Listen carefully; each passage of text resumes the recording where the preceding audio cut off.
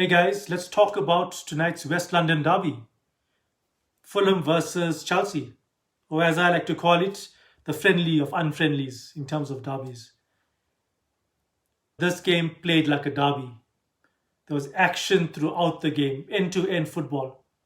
The action actually started in the first 30 seconds with Joao Pedro opening the scoring for Chelsea. After that goal, Chelsea were holding on possession and attacking, so I assumed it's going to be a one sided affair. But I think towards the 16th minute or so, Fulham managed to get possession of the ball again and started attacking of their own, and it was end to end.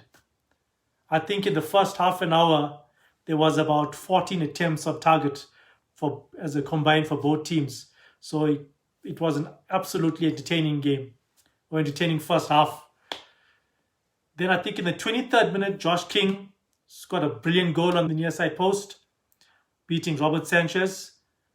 Let's not talk about the goal. Let's just talk about the keeper. Sanchez is a shocking keeper, absolutely shocking. And Chelsea, if they want to contend or be contenders for the title, they need to get a better goalkeeper. He is not going to help them to get over the line or get a title or even possibly a Champions League spot. He is not a safe keeper, if I have to be totally honest. Josh King just dribbling through on the right and just with a little bit of space just says, okay, I'm gonna take a shot and not go down the 6-yard box. He takes a shot down the near post, it goes straight through Robert Sanchez, like he wasn't even standing there. But after that goal, Chelsea were attacking like crazy, and so were Fulham. In the 40th minute, there was another goalkeeping error, and this time it was from Leno. Attack down the right, and Leno just goes out to try and get the ball. There are two defenders coming across to cover that pocket of space. So there was no need for Leno to actually go there. Just stay in your goal. He goes out and he gets caught in no man's land. The ball goes across and Rodgers scores.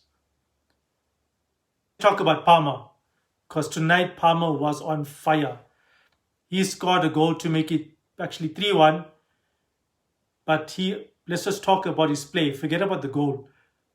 His performance on the field, the passing, beating players, running with the ball at pace. He was unbelievable today. I think he did get player of the match, and well deserved. He is the type of Palmer which scares an Arsenal fan like me. And tonight he was brilliant, absolutely brilliant. Even if he didn't score that goal, I think that was player of the match worthy.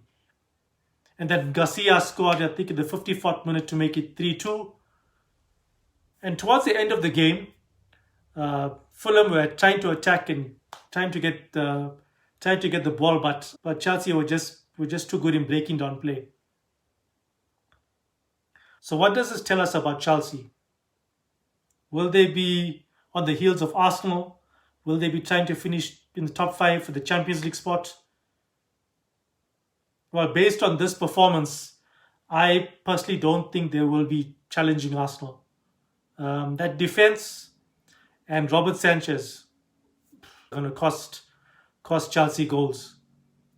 And I think against much stronger attacks, I think Chelsea are not going to be able to come back and score those goals to get them over the line. I think the quality that they have in the team is good enough for them to finish top 5 and get the Champions League spot. But I don't think they'll be hot on the heels of Arsenal. And based on this weekend's matches, I don't think too many teams will be, because City just scraped by to get a win.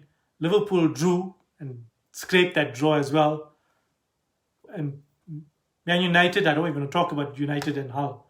That was an embarrassing performance by United. So I think I don't think there'll be much challenges for Arsenal this season. I think we'll retain the title. But in terms of Chelsea, I think top 5. They have the quality on the field for the top 5. They just don't have the defense and the keeper to get them to where they need to be, which is challenging for a title. Yeah, and I really enjoyed that game, guys. The reason why I started this channel was to just give more emphasis on the games which people don't really focus on much, like the West London derby, the Tyneside derby, etc., etc., etc. So most of my not most of them, but I'm gonna make sure I cover these not so popularized derbies and games, just to give it a bit more air.